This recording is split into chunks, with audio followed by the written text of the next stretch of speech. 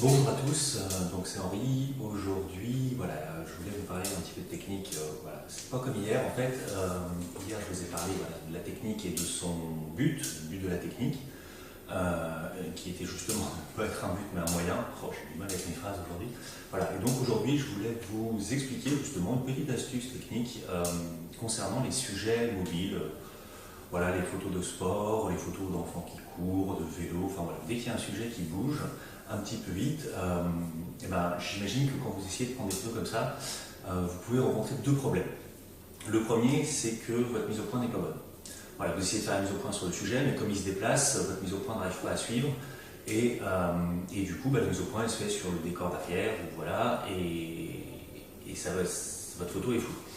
Ou le deuxième problème, c'est que vous arrivez à faire votre mise au point, mais du coup, vous n'avez pas le temps de préparer votre cadrage, puisque comme le sujet bouge, du coup, vous calez la mise au point, vous déclenchez tout de suite, sans avoir le temps de travailler un petit peu la composition de votre image. Donc voilà, et puis par moment, ça peut être les deux en même temps.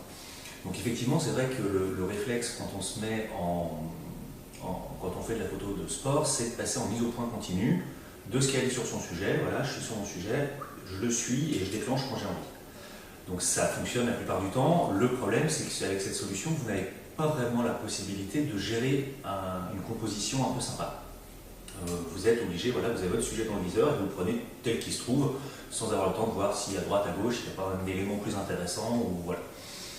Et j'arrête pas de dire voilà. Bon. Donc, en fait, l'astuce que je vais vous donner, elle est assez simple.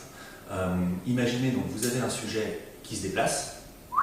Voilà. Le but, c'est qu'on ne va pas se mettre en mise au point continue, mais on va se mettre en mise au point ponctuelle. C'est-à-dire, vous savez, c'est le mode où je fais ma mise au point, et une fois qu'elle est faite, tant que je tiens mon déclencheur à mi-course, la mise au point ne bouge pas.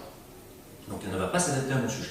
Voilà, je vous explique pourquoi. Donc on se met en mise au point ponctuelle, et ensuite on va faire sa mise au point non pas sur le sujet, mais on va anticiper le trajet du sujet et faire sa mise au point sur un endroit, le sol par exemple. Vous prenez le sol qui est devant vous, qui est devant lui, en fait, il se déplace et vous prenez le sol qui est ici. Voilà, vous faites votre mise au point en anticipant le trajet du sujet. Une fois que votre mise au point est dérouillée, votre mise au point est sur le sol, vous cadrez votre image. Voilà, vous faites votre cadre, vous allez bloquer votre mise au point, donc vous cadrez, si vous voulez plus de ciel, plus de décor à gauche, à droite, etc. Vous cadrez, et une fois que votre cadrage est fait, vous attendez que le sujet passe dans le cadre et qu'il soit à l'endroit où vous avez envie. La mise au point sera bonne, vous déclenchez. Voilà, donc ça permet, alors bien entendu, il faut prendre une vitesse qui s'adapte au déplacement du sujet, ça c'est un autre problème, mais voilà, ça je pars du principe que vous savez, et si vous ne savez pas, on en reparlera peut-être plus tard. Voilà, vous prenez une vitesse qui s'adapte à la vitesse de votre sujet, et quand vous déclenchez, votre photo est nette, votre mise au point est bonne, votre cadrage est bon. Alors, le problème de cette technique-là, c'est que le sujet, quand un sujet court, un enfant ou un sportif, il ne va pas forcément passer par là où vous avez anticipé. Il peut très bien faire des détours, et voilà. Donc, une petite astuce à mettre en lien avec celle-ci, c'est quand vous faites avant de faire votre mise au point, vous allez travailler à une ouverture relativement fermée. C'est-à-dire que vous allez fermer le diaphragme de l'objectif, fermer l'ouverture un petit peu, de manière à obtenir une profondeur de champ qui soit plus grande. Et si votre profondeur de champ est plus grande, eh ben, elle va absorber l'erreur de mise au point. Si votre mise au point est faite ici et que votre sujet passe là, s'il est dans la zone de profondeur de champ, il sera quand même net. Donc on ne va pas travailler une grande ouverture, mais une petite ouverture, dans la mesure du possible, pour justement anticiper un petit peu les risques de déplacement du sujet. Et puis effectivement, dans certains cas, le sujet va peut-être faire demi-tour, va aller ailleurs. Voilà, donc dans certains cas, vous n'y arriverez pas, mais en tout cas, quand vous aurez le sujet qui passera au bon endroit, vous aurez une mise au point qui sera réussie. Donc pour récapituler, mise au point ponctuelle, petite ouverture, je fais ma mise au point sur un endroit que j'anticipe, un endroit du trajet de mon sujet qui se déplace, je fais ma composition, et enfin, je déclenche quand le sujet est dans mon cadre. Voilà.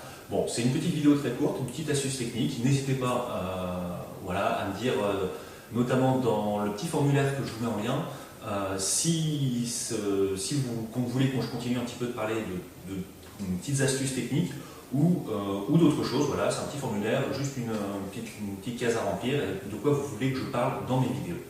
Voilà, bon, d'ici là, je vous souhaite une très bonne journée et je vous dis à bientôt.